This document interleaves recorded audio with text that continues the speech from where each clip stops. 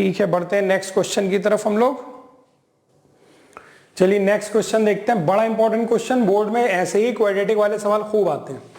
पहले बताना है कि इनवर्स एग्जिस्ट करेगा कि नहीं, और उसके बाद इनवर्स को निकालना भी है। चलिए इनवर्स एग्जिस्ट करने के लिए 1 1 on 2, तो चलो 1 1 के लिए हम लोग ट्राई कर रहे हैं पहले। तो 1 1 के लिए क्या करते हैं हम लोग, fx1 is equal to fx2 करते हैं, यानी कि 4x1 square plus 12x1 plus 15 is equal to 4x2 square plus 12x2 plus 15। तो 15 15 कैंसिल, और 4x1 square minus 4x2 square plus 12x1 minus 12x2 is equal to 0। यहां से 4 common, तो x1 square minus x2 square plus 12 common, x1 minus x2 is equal to 0। 4 यहां पर a minus b और a plus b का formula लगा दीजिए, plus 12x1 minus x2 is equal to 0। यहां से 4x1 माइनस x2 कॉमन ले लीजिए, तो यहां क्या बचा x1 प्लस x2, और यहां क्या बचा 3 इज इक्वल टू 0। तो या तो ये 0 होगा या ये 0 होगा या ये दोनों ही 0 होंगे।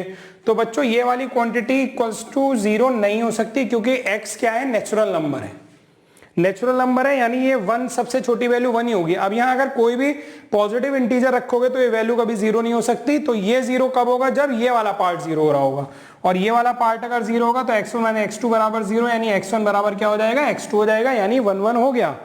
अब ऑन टू प्रूफ करना है, तो इसमें ऑन टू प्रूफ करने की जरूरत नहीं है, उसने खुद ही बता रखा है ऑन टू है, बस तुम पहचान नहीं पा रहे हो। क्या तरीका होता है ऑन टू का, ऑन टू का तरीका ये होता है कि जैसे ये सारे x दिए हैं, ये y दिए हुए हैं, तो फंक्शन लगाया हमने, तो सारे y बस बिजी होने चाहिए, और ये जितने y निकल करके आते हैं ये एक्चुअली क्या होता है, ये होता है रेंज होता है, क्योंकि ये सब कनेक्टेड वैल्यूज है, ये रेंज होता है। अब इसने क्या कह रहा है, n to s, ये n है और ये s है, वेयर s क्या है, रेंज ऑफ f, और s में वही एलिमेंट है जो रेंज में है। रेंज में कौन से एलिमेंट होते हैं, जो कनेक्टेड होते हैं, तो इसका मतलब ये सारे एलिमेंट जो होंगे वो कनेक्टेड होंगे ही होंगे, और अगर कनेक्टेड सारे हैं तो ऑन टू हो गया। फिर से सुन लो एक बात, जैसे ये उसने दे रखा है n और ये वाला दे रखा है s, ठीक। अब ऐसे ऐसे मैंने चलो बना दिया, ठीक। इसमें क्या है, s में कौन से एलिमेंट है, s में n to s है, n to s, तो s के बारे में उसने क्या कह दिया, रेंज ऑफ f। तो s में रेंज वाले एलिमेंट है, और रेंज वाले एलिमेंट कौन से होते हैं बच्चों, जो यहां से कनेक्ट होकर के आते हैं। तो यहां से कनेक्ट होकर के जो एलिमेंट आए हैं वो यहां लिखे हुए हैं, और ये रेंज है, इसका मतलब सारे एलिमेंट। अगर ऑन टू हो गया, 1 1 हो गया, यानी इन्वर्टेबल है। अब इसका इन्वर्स निकालना है हम लोगों को, तो बच्चों अभी यहां पर हम लोगों को इन्वर्स निकालने के लिए कुछ x बराबर करना पड़ता है ना हम लोगों को, वो हमने किया नहीं, क्योंकि इस बार ऑन टू उसने पहले ही दे दिया था हम लोगों को। तो वो कैसे करेंगे, वही इस सवाल का सबसे इंपॉर्टेंट पार्ट है। चलो देखते हैं। y बराबर 4x square plus 12x plus 5, y बराबर 4 कॉमन ले लो, x स्क्वायर को अकेला कर लिया मैंने, बस ये आ गया। अब इसको बनाओ कोई परफेक्ट स्क्वायर। तो क्लास 10th में हमने पढ़ा था मेथड ऑफ कंप्लीटिंग स्क्वायर, उसमें क्या करते थे, जो x का कोफिशिएंट होता है उसको आधा करो, आधा करोगे तो कितना होगा, 3/2, ठीक। और फिर उसका स्क्वायर करो, यानी कितना हुआ स्क्वायर करके, 9/4। अब 9/4 इसमें ऐड कर दो और 9/4 ही सब्ट्रैक्ट कर दो, ये है कहानी। फिर से सुन लो क्या किया, जो x स्क्वायर को पहले अकेला किया मैंने 4 कॉमन लेके, फिर x का जो कोफिशिएंट होता है उसको आधा किया 3/2, और 3/2 को कहीं लिखना नहीं है, 3/2 को ये नहीं कि यहाँ 3/2 लिख दो, नहीं, 3/2 का स्क्वायर करो 9/4, उसको ऐड और सब्ट्रैक्ट करो, ठीक। अब इतना वाला जो पार्ट है ये किसी का परफेक्ट स्क्वायर बन गया। किसका बन गया, देखो ये पार्ट बन गया x प्लस 3/2 का होल स्क्वायर। कैसे पहचानेंगे किसका है, बस ये देखो x स्क्वायर है ना, तो यहाँ x, ये किसका स्क्वायर है, 3/2 का, तो बस ऐसे लिख दो, इसको ओपन करोगे यही आएगा। और यहाँ पर कितना हो रहेगा, दोनों का एलसीएम तो 4 ही है, दोनों का एलसीएम तो 4 ही है, यह आ जाएगा -4/4, यानी -1 आ जाएगा। सिंपल अगर देखें हम लोग तो 5 माइनस, हाँ ठीक है, -4/4 यानी कि 1 आ जाएगा। चलिए आगे देखते हैं अब इस क्वेश्चन में हम लोग।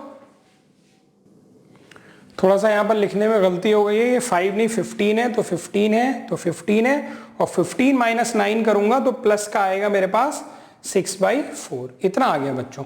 अब अगर इस 4 से मैं अंदर मल्टीप्लाई करूंगा तो क्या होगा, इसके अंदर जाएगा तो 2 होके जाएगा, क्योंकि 2 का स्क्वायर हो गई तो ये बाहर आया है ना 4, तो जब स्क्वायर के अंदर जाएगा तो 2 होकर के जाएगा, यानी कि कितना हो जाएगा 2x प्लस, अब वो 2 इससे मल्टीप्लाई होगा तो क्या रह जाएगा 3 का स्क्वायर प्लस, और 4 जब इधर मल्टीप्लाई होगा तो इंटू 4 करोगे, 4 4 कैंसिल, तो क्या बचेगा 6। यानी ये वैल्यू आ गई तुम्हारी किसकी, y इज इक्वल टू, थोड़ा मिटा करके जगह बना लेता हूं जल्दी से। ये स्टेप देख ले, जब मैंने 4 को अंदर किया है तो वो 2 के अंदर गया है, जब स्क्वायर के अंदर होगा तो, ये ध्यान रखना, ठीक है। चलो आगे देखते हैं जरा। तो ये हो गया y is equal to 2x plus 3 का होल स्क्वायर प्लस 6, यानी y माइनस 6 का अंडर रूट बराबर क्या हो गया 2x प्लस 3, या y माइनस 6 माइनस 3 अपॉन 2, ये काई की वैल्यू हो गई, x की वैल्यू हो गई, जो अभी तक हम लोगों ने नहीं निकाली थी। तो फंक्शन 1 1 ऑन 2 है, इनवर्स एग्जिस्ट करेगा, और वो इनवर्स क्या होगा, ये होगा। यानी कि इसका जो इनवर्स हुआ gy is equal to f inverse y भी कह सकते हैं, वो हो गया under root y minus 6 minus 3 upon 2। और इसमें हम इसको x से रिप्लेस नहीं करेंगे लास्ट में, क्योंकि फंक्शन जो दिया था वो n2s दिया था, ये दोनों अलग अलग थे। बस ये आपका आंसर हो गया। आप चाहते तो ये भी कर सकते थे कि आप फॉग और गॉफ लगा करके करते, लेकिन उसके लिए भी ये तो आपको निकालना ही पड़ेगा, ऐसा नहीं कि आप इससे बच जाओगे, ठीक है। चलिए बढ़ते हैं नेक्स्ट क्वेश्चन की तरफ हम लोग। तो बच्चों नेक्स्ट क्वेश्चन है हमारा, एक फंक्शन है real to real f x equal to 1 plus alpha x, where alpha is not equals to 0 और एक्स जो है वो रियल नंबर है। Show that f is invertible, यानी 1 1 ऑन टू प्रूव कर देंगे। ऑल्सो फाइंड इनवर्स, इनवर्स भी find करना है। आगे भी कुछ लिखा, उसको बाद में डिस्कस करेंगे, पहले इतना पार्ट करें। तो 1 1 ऑन टू के लिए करते हैं। तो 1 1 के लिए तो मैं करूंगा f x 1 is equal to f x 2, यानी 1 plus alpha x 1 is equal to 1 plus alpha x 2, 1 1 cancel होगा, alpha x1 is equal to alpha x2, यानी x1 is equal to x2, यानी कि आगे हमारा 1 1। अब ऑन टू करते हैं। तो ऑन टू के लिए y बराबर 1 प्लस एल्फा x दिया हुआ है, तो y minus 1 is equal to alpha x, तो x इज इक्वल टू क्या हो गया y माइनस 1 अपॉन एल्फा। अब एल्फा 0 हो नहीं सकता है, वो पहले ही हमें मना कर रखा है, यानी फंक्शन हमारा सब डिफाइन है, x भी हमारा सब डिफाइन है। यहां से x की वैल्यू आ गई। अब आप चेक करो, फंक्शन रियल टू रियल था, यानी y को आप कोई भी रियल वैल्यू दोगे, और एल्फा 0 हो नहीं सकता है, y को कोई भी रियल वैल्यू दे दो, क्या x मिलेगा, जो x मिलेगा क्या वो रियल नंबर होगा, हाँ होगा। चेक कर लो, y को कुछ भी रख लो, 1 2 3 1.5 कुछ भी, एक आंसर आएगा ही आएगा, क्योंकि अल्फा भी एक नंबर है, उसकी वैल्यू बस 0 नहीं हो सकती, बाकी कुछ भी हो सकता है। तो हमारे पास कोई ना कोई रियल नंबर आएगा ही आएगा, यानी ऑन टू हो गया। सो वही लिखोगे, for all y there exist a pre image in x, so it is an onto function. 1 1 onto हो गया, यानी कि इन्वर्टेबल है, ये पार्ट हो गया। अब इसका इनवर्स पता करना है, 1 1 onto with inverse. Inverse क्या हो जाएगा बच्चों इसका, यही तो इसका इनवर्स हो जाएगा। तो इनवर्स हो जाएगा gy is equal to y minus 1 upon alpha, या f inverse y is equal to y minus 1 upon alpha. क्योंकि यहाँ रियल टू रियल है, दोनों सेट बराबर है, सेम है, इसका मतलब मैं x से रिप्लेस कर सकता हूँ, यानी f inverse x is equal to x minus 1 upon alpha, ये इसका इनवर्स आ गया। उसके बाद में एक बात और कह रहा है, also find alpha if inverse of f, यानी कि ये इज इटसेल्फ, यानी कि जो इनवर्स है वो खुद एफ एक्स ही है, यानी जो इनवर्स है वो एफ एक्स के बराबर है। तो इनवर्स कितना निकाला है, x माइनस 1 अपॉन एल्फा, और एफ एक्स कितना निकाला है, निकाला क्या, वो तो दिया 1 plus alpha x, cross multiply.